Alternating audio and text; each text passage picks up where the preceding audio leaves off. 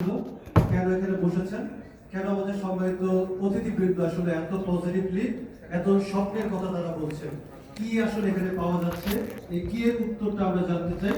অবশ্যই সেই জানাটা জানবো মনোযোগ সহকারে পুরো বিষয়টা দেখে, পাশাপাশি কথা বলা থেকে বিরত থেকে, কাউকে বিরক্ত না করে মোবাইল ফোনটাকে সাইলেন্ট করে দিয়ে এবার আমরা সেই গুরুত্বপূর্ণ পর্বে প্রবেশ করতে চাই আপনাদের সহযোগিতা নিয়ে। আমরা কি আপনাদের কাছ থেকে সেই সহযোগিতা পাবো? ইনশাআল্লাহ সেই সহযোগিতা আমরা চাই এবং সেই সহযোগিতা আপনাদের কাছ থেকে চাইবো। আপনারা যারা ভিডিও করছেন দাঁড়িয়ে একটু বলবো কষ্ট করে বসে পড়েন, পাশাপাশি কথা বলা থেকে বিরত থেকে একটু আমাদেরকে সহযোগিতা করেন। কারণ একটা জিনিস মাথায় রেখেন, বুক পকেটে যে কলমটি থাকে সেই কলমের কালি যদি শেষ হয়ে যায় সেই কলমটিও ছুঁড়ে ফেলে দেওয়া হয় ডাস্টবিনে।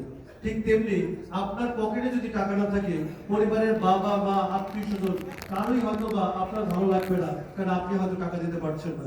আর সেই টাকাটি যদি হয় হালাল, হালাল সৎভাবে আয়ের একটা জায়গা, আর সেই প্ল্যাটফর্ম যদি হয় অতিথি.com, তাহলে আমরা সেই প্ল্যাটফর্মে আপনাদেরকে স্বাগত জানাই।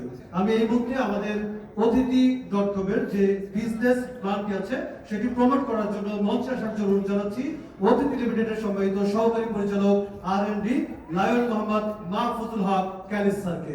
স্যারের জন্য সজোরে একটি গল্পের দাবি করে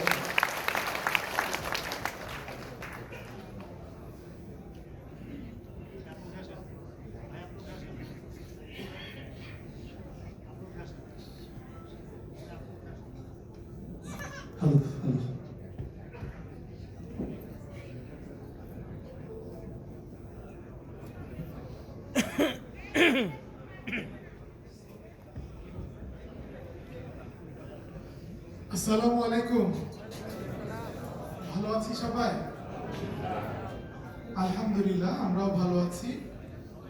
আজকে আপনারা সবাই বাইরে একটু কিছু কিছু জায়গায় খারাপ আবহাওয়া ছিল, তারপরে আমাদের সাথে এসেছেন, এই জন্য সবাইকে আমাদের পক্ষ থেকে আন্তরিকভাবে শুভেচ্ছা।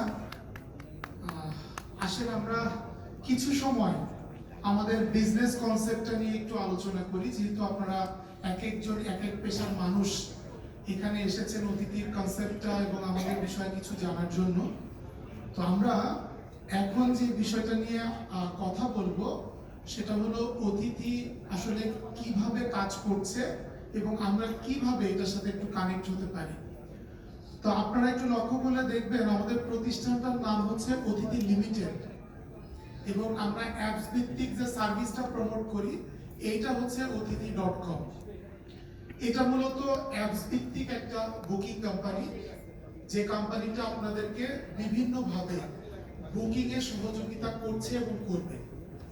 এখন বুকিং কোম্পানি আমরা শহর ভিত্তিক মানুষরা বেশিরভাগই বুঝি, যারা একটু মানে এই কনসেপ্টটাতে গ্যাপ আছে তাদের জন্য একটু বলি যে আমরা যখন কোনো একটা সিস্টেমে ধরেন কোনো একটা বাসের টিকিট করতে যাই, বাস কাউন্টারে গেলে তারাও আমাদের কিন্তু ওই বাসের বুকিং পার্টনার, ওই কাউন্টারটা।